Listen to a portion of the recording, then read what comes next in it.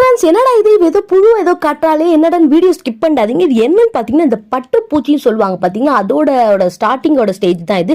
பட்டுப்பூச்சினா ஒன்றுமே இல்லை, அது வந்து பட்டு அந்த கொஞ்சம் கொஞ்சம் ஸ்டேஜ்லேருந்து வளரி அது வந்து பட்டு மாதிரி கொஞ்சமாக அப்படியே இந்த காட்டன் மாதிரி வந்து அதுக்கப்புறம் அது வந்து கொஞ்சமாக ஸ்டேஜ் இந்த பட்டர்ஃப்ளை ஸ்டேஜில் வந்து வளரும்.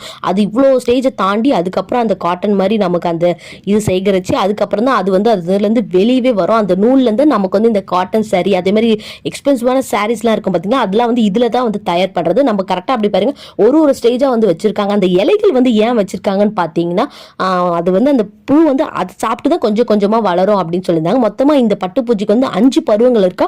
ஸோ 6வது பருவத்தில் அது எப்படி இருக்கும் பார்த்தீங்கன்னா, இந்த மாதிரி ஒரு இதில் போட்டு அந்த காட்டன்ஸ்லாம் அதில் வந்து அப்படியே சேமிச்சு வைக்கிற மாதிரி வச்சுட்டு அதுக்கப்புறம் அது தனியாக பிரித்து எடுத்துருவாங்க. ஸோ இதுலேருந்து தான் நமக்கு வந்து அந்த காட்டனோட அந்த சாரீஸ்லாம் வந்து மேக் பண்ணுறாங்க. அதுக்கப்புறம் ஃபைனல் ஸ்டேஜில் இந்த மாதிரி அது வந்து பட்டர்ஃப்ளையாக வந்து வளருமா. ஸோ பார்க்கறதுக்கு எனக்கு ரொம்ப பிடிச்சி. இந்த வீடியோவில் என்ன நினைக்கிறீங்க நீங்கள் ஷேர் பண்ணுங்க. வீடியோ பிடிச்சி சேனலை சப்ஸ்கிரைப் பண்ணுங்க.